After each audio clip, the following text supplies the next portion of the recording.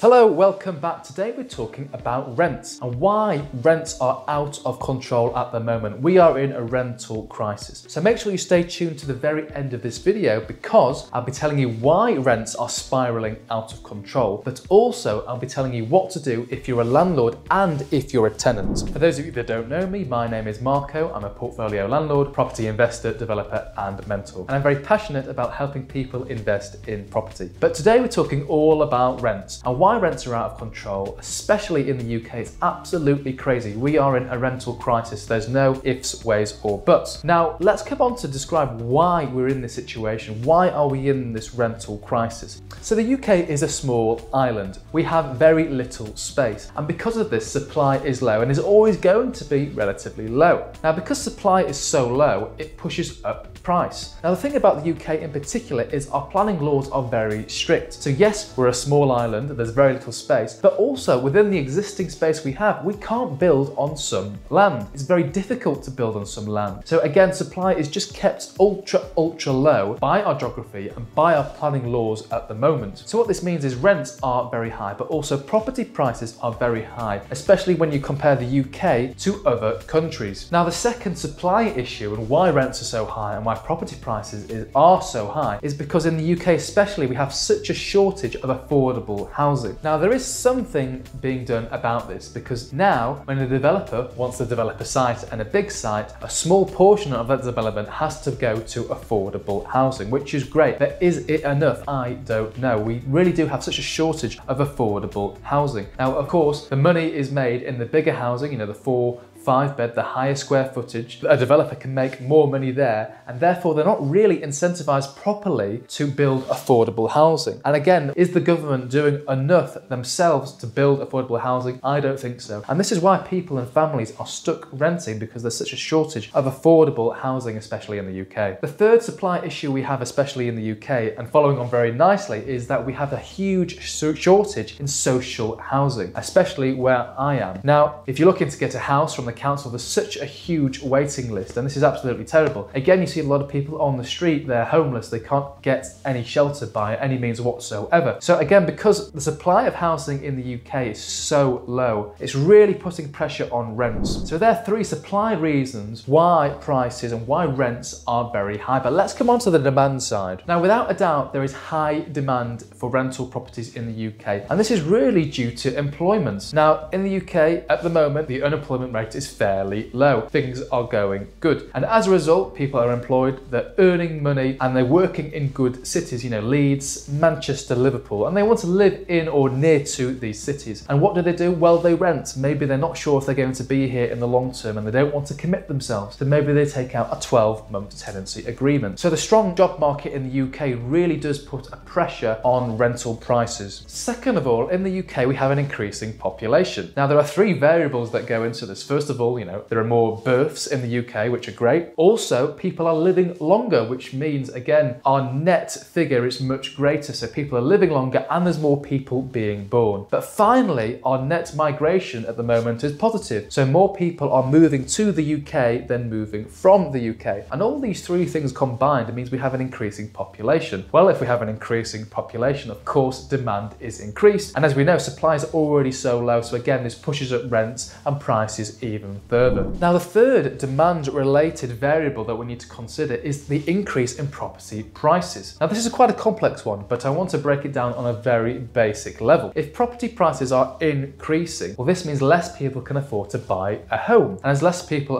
can afford to buy a home, they are forced to rent. So therefore, this is another reason why rents are pushed up. Now, this is made worse by the fact that most people that are employed, their pay increase is not matched with inflation. And what I mean here is if inflation, which is the price increase in goods, is say 10% up here, your pay rise is only 2%, well, the net difference is minus 8%. So you're minus 8% worse off. So it wouldn't really be a difference, or it wouldn't really make that much of a difference if your pay increased in line with inflation or a little bit more, or you could still purchase that next property. But because you're at a net loss, if your pay hasn't been increased in line with inflation, then it makes it even harder to buy property. And the last point that follows on very nicely from this is that we have general inflation in the UK, and the cost of living has increased substantially, as I've already alluded to. In the past year, we've seen 10% plus on inflation. So everyone's costs are increasing, you know, electric, gas, food, etc. And because we're paying more money on that side, it means we're saving less money. So we're saving less money, maybe we don't have enough to buy that property. But also, because prices are going up, so are rents. If inflation is going up, so are rents too. So again, because of the increase in the cost of living, this puts a further strain and pressure to increase rents. So Marco, you've described the supply issues, you've described the demand variables that push up rents. Well, what should we do about it? And here's the thing, I'm going to tell landlords what to do, and I'm going to tell tenants what to do. You know, this show isn't all just about landlords. If you're a tenant watching this video, and I know a lot of tenants watch my channel and follow the channel, which I'm highly grateful for your custom, I'm going to tell you what to do, and maybe you'll be able to get your first property. First of all, landlords, ensure you're increasing your rents in a timely manner. What do I mean here? Well, what you don't want to be doing is leaving it 5 years, then really increasing the rents to market level rent. That's not the thing to do. What you want to be doing is you want to be passing regular but small increases. So every 12 months, you know, pass a small increase to that tenant, a fair increase that reflects maybe market level or slightly below market level. As you already know, as I mentioned in many previous videos, if I've got a good tenant in that property, you know, I'm more than happy to do a deal. I won't propose a new rent at the market level. I'll, you know, discount that ever so slightly as a gesture of goodwill and to show my appreciation for them looking after the property. So regular but small increments are the best thing to do. It's fair and best for everyone. Now, landlords, another reason why you must do this, and this is so important, I've seen people trip up here, is that if you have a tenant, they moved in 5 years ago and you haven't even touched the rent, and you're coming to refinance now, and especially when rates are much higher than what they were 5 years ago, well, if that tenant is stuck paying that old rent, you may not pass the stress test now for your new mortgage. So it's really important that you keep on top of this and that you're passing small but regular increases, fair increases to your tenants on at least, I'd say, a 12 monthly basis, if not 24 months. So tenants, first of all, really incredible offer on the market at the moment. Skipton are doing a 100% mortgage. That's right. You don't need to put in any deposit whatsoever. So if you're interested in this product, again, you can Google it, or if you're looking to speak to a mortgage broker, I can put you in touch with my mortgage broker who will help you. In fact, I've introduced my mortgage broker to my existing tenants, and he has helped my tenants buy their very first property and move out my properties and start their property investing journey. So if you're looking to be put in touch with a mortgage broker, whether you're a landlord or a tenant, head to my website, ms7.uk,